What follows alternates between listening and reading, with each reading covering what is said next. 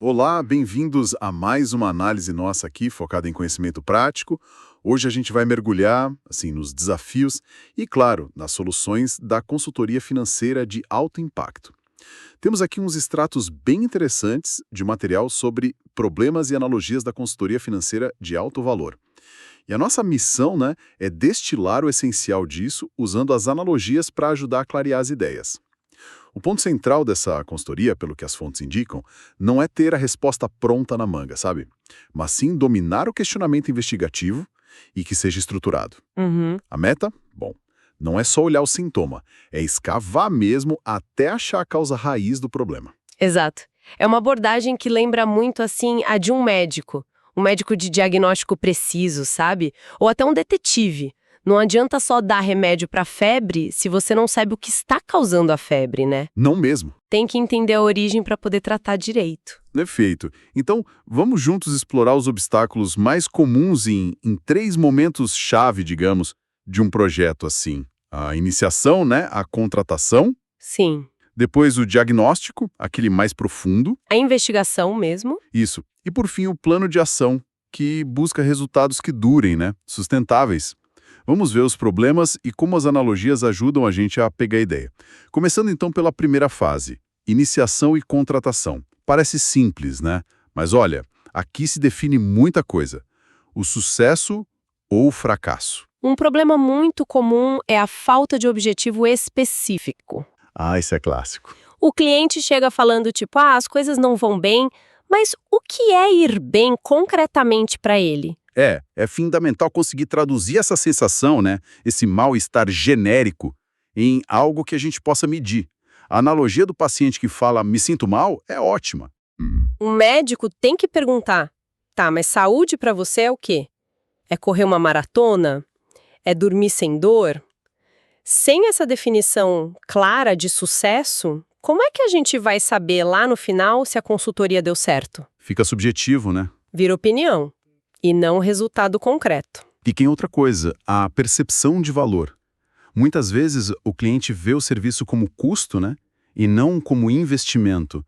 Como que a gente supera essa barreira? Olha, a chave é mudar a moldura da conversa. Sabe, o material até sugere isso.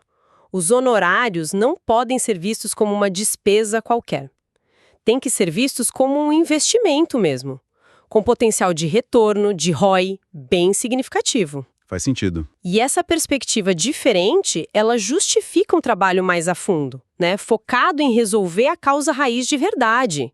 Em vez de só botar um band-aid ali, que é mais barato na hora, mas não resolve. Esse problema custa milhões para a empresa todo ano. Exato. Aí um investimento para resolver de vez faz todo sentido, né? Total. Outro ponto que você mencionou, crítico, o escopo indefinido. Aquela sensação de não saber direito o que está dentro e fora do projeto. Exato. O material usa aquela analogia ótima de ferver o oceano. Essa é uma armadilha clássica mesmo, porque sem limites claros, a tentação é sair analisando tudo, né? E aí? E aí dilui o foco, consome um tempo enorme e muitas vezes para nada. Definir o escopo logo no começo força umas escolhas difíceis, sim, mas são essenciais. Onde a gente vai concentrar nossa energia de investigação? Senão, o risco de se perder é gigante. Enorme. Em análises que não levam a lugar nenhum. E falando em sucesso, o material aponta também a visão de sucesso não quantificada. Analogia que é bem legal. Compara a estrutura de um arranha-céu, que seriam os números, as metas financeiras, com as janelas limpas, que seria a clareza, a paz de espírito. Como isso funciona na prática? Funciona quando a gente reconhece que o sucesso tem várias dimensões, né? Claro, as metas financeiras são cruciais. É a estrutura do prédio, não tem como fugir. Mas, às vezes, o maior valor que o cliente percebe é mais qualitativo. É reduzir o estresse da gestão, por exemplo, ou ganhar clareza sobre o futuro, sabe? Alinhar equipe. Entendi. Se a gente ignora essas janelas limpas, pode acontecer de um projeto bater as metas nos números, mas o cliente ficar insatisfeito, porque a dor principal dele, aquela mais subjetiva, não foi resolvida. Tem que capturar os dois lados na definição de sucesso, o quanti e o quali. Entendido. E claro, essa fase inicial tem outros desafios também, né? Como, sei lá, calibrar direito a urgência do problema. Sim, qual o custo de não fazer nada? É uma pergunta-chave. Exato. Ou mapear resistências internas. Aqueles ventos contrários que sempre podem aparecer. Com certeza. E é identificar quem realmente decide, né? Quem paga, às vezes, não é quem mais se beneficia ou quem tem a caneta final. Verdade. Mas esses pontos já dão uma boa ideia de como essa clareza inicial é a base de tudo mesmo. Agora, vamos para onde a investigação pega fogo. A fase de diagnóstico. Ah, minha parte favorita. O material diz que algo como 75% do tempo do consultor é gasto aqui. É isso mesmo? Por que tanto tempo? É isso mesmo. É porque aqui que a gente separa o joio do trigo, sabe? É diferenciar os sintomas da causa raiz. Os sintomas são a parte fácil de ver. Ah, as vendas caíram, as margens apertaram. O óbvio, né? Isso. Mas a causa real mesmo geralmente está escondida. Bem escondida. A analogia da erva daninha é perfeita para isso. Não adianta ficar cortando as folhas, os sintomas, se a raiz continua lá embaixo. Vai brotar de novo. Exatamente. Pronta para brotar de novo. Tem que cavar. Tem que ir fundo. E como que começa essa escavação? O material fala bastante da importância da hipótese inicial. Mesmo que o cliente já tenha lá o palpite dele, né? Qual o papel do consultor nisso? Olha, o palpite do cliente é super valioso, claro. É um ponto de partida importante. Uhum. Mas a hipótese inicial que o consultor formula, ela funciona como um roteiro para a investigação. É uma suposição informada, sabe? Baseada nos dados preliminares, que vai direcionar a análise. E aí o trabalho é buscar evidências para provar ou refutar essa hipótese, de forma bem metódica. Entendi. Para não sair atirando para todo lado. Exato. E também para não cair na armadilha de só procurar dado que confirma o que a gente já acha, né? O viés de confirmação. Falando em buscar evidências, um problema comum que o material aponta é a decomposição insuficiente da receita. Tipo, a receita caiu. Ok, isso é o sintoma. Como que o diagnóstico vai além disso? Ele precisa quebrar esse número. Tem que entender a receita caiu por quê. Foi o preço médio que diminuiu? Talvez por causa de uma guerra de preços ou muito desconto. Pode ser? Ou foi a quantidade vendida que encolheu, o que pode indicar a perda de cliente, problema de mercado. Certo. Sem isolar o verdadeiro culpado dessa queda, qualquer plano de ação pode ser, inútil. Se o problema é preço, a solução é uma. Se o problema é volume, é outra completamente diferente. Outro ponto que parece uma armadilha clássica e perigosa. Lucro no papel, queima de caixa. Como pode isso? Isso acontece muito. Acontece quando a gente olha só para uma parte da história financeira, geralmente o lucro, lá na DRE, na demonstração do resultado, e ignora a conexão com as outras duas peças-chave, o fluxo de caixa, o DFC, e o balanço patrimonial. A tal da tríade, né? Isso, a tríade. Elas têm que andar juntas. A DRE pode até mostrar um lucro bonito no papel, mas se a empresa não está recebendo dos clientes, por exemplo, ou está com estoque parado lá, altíssimo, o caixa sofre. o caixa ou DFC pode estar indo para o vermelho. É o famoso lucro sem caixa. E caixa, né, como dizem, é o oxigênio da empresa. Lucro contável não paga salário, não paga fornecedor. Caixa sim. Isso leva a gente para outra questão espinhosa. A destruição de valor não identificada. Quer dizer que a empresa pode estar crescendo e, na verdade, ficando mais pobre. É isso? Exatamente isso. É uma verdade meio desconfortável que muitos negócios acabam ignorando, sabe? Crescimento não é sempre bom.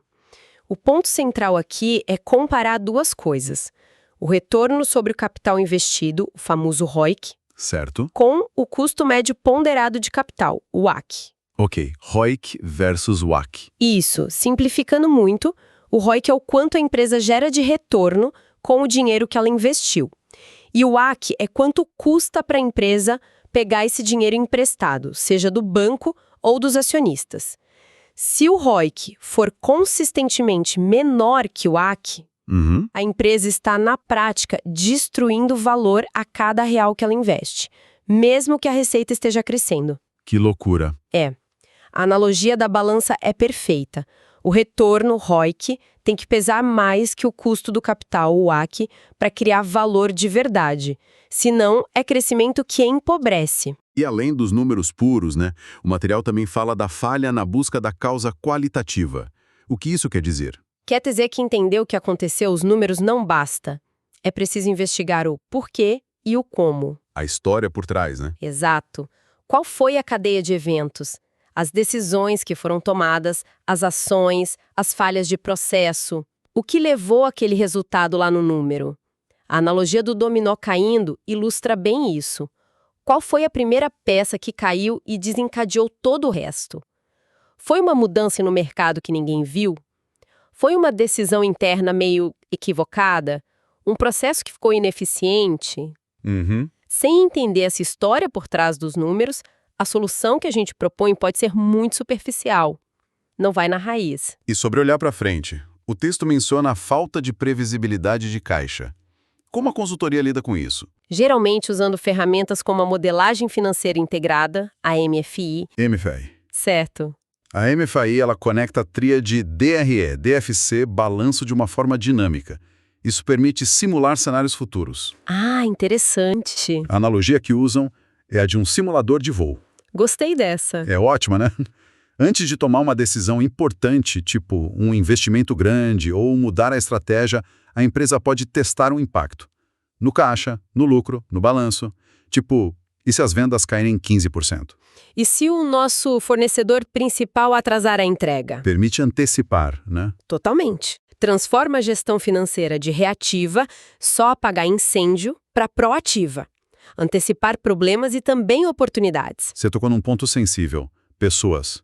O material fala muito sobre incentivos desalinhados. O tal do motor humano. Sim, esse é crítico. Muito crítico. Porque os sistemas de incentivo, PLR, bônus, até promoção, eles direcionam o comportamento das pessoas na empresa. É natural. Agora, se esses incentivos não estão alinhados com a criação de valor de longo prazo, idealmente conectados com métricas tipo ROIC superar o ACE, a empresa pode estar, sem querer, recompensando ações que, na verdade, prejudicam o futuro dela. Nossa. O exemplo do material é forte. Um ano péssimo para a empresa, mas a maioria dos gestores bateu as metas individuais e ganhou bônus. Isso é um sinal claro de desalinhamento. Claríssimo. E mexer nesses incentivos muitas vezes mexe com estruturas de poder, com cultura antiga. Não é fácil, não. E a comunicação disso tudo? Tem o problema do financeiro não traduzido. Ah, sim. Aquele jargão financeiro que ninguém entende, né? Exato. A liderança entende os conceitos, DRE, ROIC, fluxo de caixa, mas não consegue traduzir isso para a linguagem da operação. Para quem está lá na ponta, no dia a dia, tomando as decisões que, no fim, impactam esses números. A analogia das prateleiras é boa. O conhecimento fica lá, acumulado no topo, na prateleira dos gerentes. E não desce. E não desce. Não é adquirido pela organização como um todo. Para que as decisões do dia a dia estejam alinhadas com a estratégia financeira, todo mundo precisa entender, pelo menos um pouquinho, como o trabalho de cada um contribui ou não para o resultado final. A tal da literacia financeira. Exatamente. Precisa ser disseminada. Não adianta ficar só na diretoria. Entendi. E claro, o diagnóstico pode tropeçar em outras coisas também.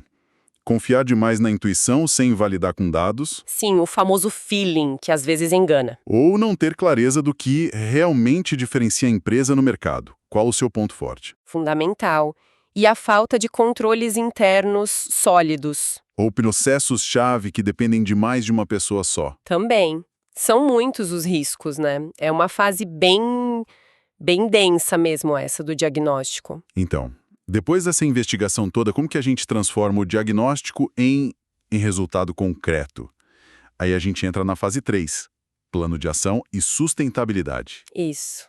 A hora de fazer acontecer. E um erro comum aqui, segundo o material, é a falta de ganhos rápidos. Os quick wins. Qual a importância deles? Olha, eles são cruciais, mas mais pelo lado psicológico, sabe? Um plano de ação completo, robusto, pode levar meses, até anos para mostrar o resultado final. Demora. Demora. Os quick wins, aquelas ações que geram resultado positivo e visível rapidinho, sei lá, em 45, 60 dias, eles criam credibilidade no processo todo, geram engajamento na equipe, porque as pessoas começam a ver que funcionam, e constroem impulso, momentum. Dá um gás inicial, né? Exato. Mostram que a mudança é possível, que o esforço vale a pena, mas tem um porém, né? Qual? O risco é parar nos quick wins. Achar que, já fizemos umas coisinhas, tá bom. Eles são o começo, não o fim do trabalho mais profundo. Outro risco que me chamou a atenção, a dependência do consultor. Como que a gente evita que a mudança vá embora junto com ele quando o projeto acaba? O foco total tem que ser na transferência de conhecimento e de habilidades para a equipe interna. Desde o começo. A analogia do eletricista é muito boa para isso. O consultor pode vir, ligar a energia, destravar o potencial humano que está ali. Mas o cliente precisa se sentir o autor da mudança. Ele precisa aprender como manter essa energia fluindo depois que o eletricista for embora. Faz sentido, ele tem que saber operar a instalação. Nunca é criar um cliente dependente. É o contrário. É capacitá-lo. O sucesso de verdade é quando a organização consegue andar com as próprias pernas e sustentar os resultados sozinha. E para garantir que as coisas realmente aconteçam, o material fala da confusão de responsabilidade, o tal do accountability. Sim, um plano de ação, por mais bonito que seja, sem donos claros, é só um documento na gaveta. Vira papel. Vira papel. É fundamental definir explicitamente quem vai fazer o quê e até quando. Essa clareza na responsabilidade, no accountability, é o que transforma boas intenções em ações concretas que podem ser gerenciadas. Cada iniciativa tem que ter um nome do lado, um prazo e uma forma de medir se está andando ou não. Senão, a execução se perde no meio do caminho. Por último, uma técnica que achei bem interessante que mencionaram, a visão não explorada, que é basicamente fazer a pergunta, olha, o que eu deveria ter te perguntado, mas não perguntei. Qual o valor disso no final do processo? É uma forma muito poderosa de descobrir insights ou preocupações que ficaram escondidas. Às vezes o cliente tem algo importante na cabeça, uma preocupação, uma ideia, que não se encaixou nas perguntas mais diretas que o consultor fez ao longo do projeto. Entendi. Abrir esse espaço no final, essa pergunta aberta, permite que essas informações venham à tona. Garante que nenhum ponto cego importante foi ignorado antes de fechar o plano e ir para a implementação. Pode salvar um projeto. Então, recapitulando bem rápido, a abordagem dessa consultoria de alto valor é muito parecida com a de um médico de precisão.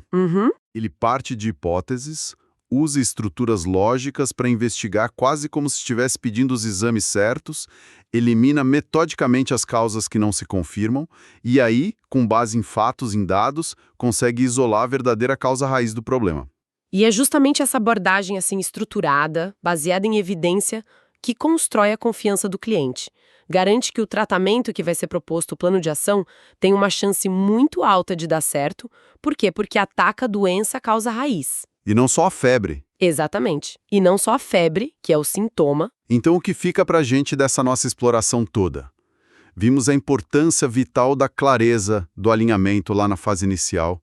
Depois, a necessidade de um diagnóstico profundo mesmo, que vá além do sintoma óbvio para achar a causa fundamental, conectando número com processo, com gente. Isso. E, por fim, criar um plano de ação que não só resolva o problema, mas que também gere aquelas vitórias rápidas para dar gás, que capacite a equipe interna e que tenha donos claros para garantir que as coisas aconteçam e durem. E as analogias ajudam demais, né? A gente usou várias aqui. Seja do médico, a da erva daninha. A de ferver o oceano. O risco de ferver o oceano, o simulador de voo pré-MFI, o eletricista que ativa o potencial.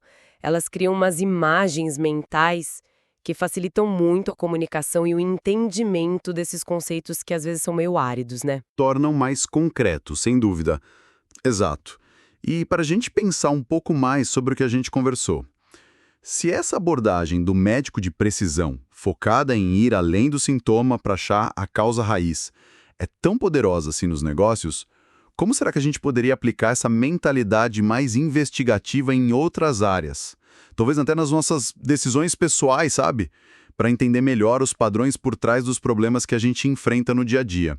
Fica aí a reflexão para quem nos ouve.